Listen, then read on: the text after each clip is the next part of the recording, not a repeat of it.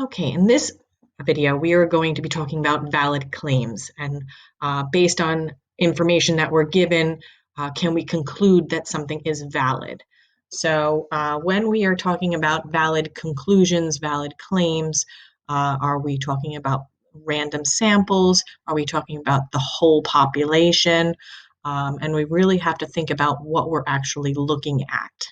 So for this question, when Jonas becomes the receiver of memory, he gets a rule that he may not tell his dreams.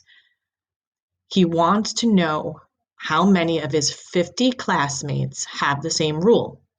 He asks 5 friends from his class whether they may tell their dreams. Of those, 4 say they may. So now here we have 50 classmates. So that's his population in his class. He only takes a random sample of 5 students, 5 of his friends, right? So 4 out of them, so 4 out of 5, which ends up being 80%. So 4 out of the 5 friends, the 5 sample that he asks, 80% of them may say that they can tell their dreams.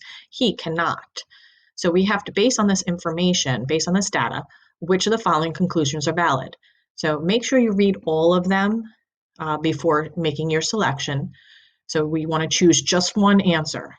About 80% of all Jonas's classmates may tell their dreams. Now here we know that this cannot be true because we didn't say out of 50, it was just 4 out of the 5 was 80%. So that's not all of Jonas's classmates because we know that there's 50 in his class. So the 80% does not apply to the 50 of them, just the 5 that he chose. About 80% of all people in Jonas's community may tell their dreams. Well, that says nothing about Jonas's community. It's just talking about his class. And we know the 4 out of the 5 was just his friends.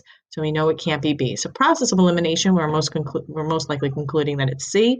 But just to make sure, 80% of the classmates in this sample, remember, this is just a random sampling, may tell their dreams, but we cannot conclude anything about the whole population.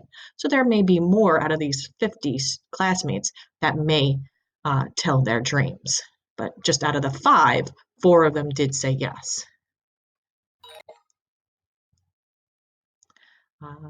And that's what we can do about valid claims. I'll go over one more problem for you guys. Next question. Here we have the curriculum committee at Larchmont High School wants to offer a new elective course next year. They decide to survey Larchmont's 1,500 students to determine which course students would prefer.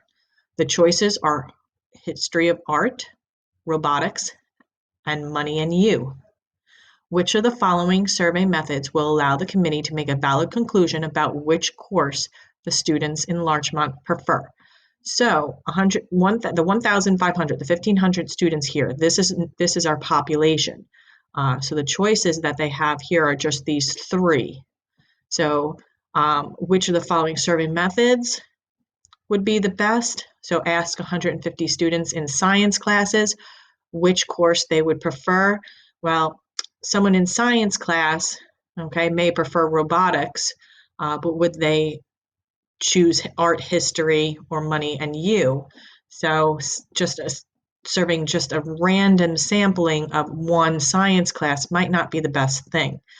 Assign a number to each student and use a computer program to generate 150 random numbers between 1 and 1,500. Ask those students whose numbers are selected. Here, this would be a better random sampling because since we have like a social studies, a science, and maybe like a business type of course, elective course, a math course, it might be a little bit better to choose a random sampling rather than just someone from a specific course, okay? So B would be our answer. That would be the best method. And that's about valid claims.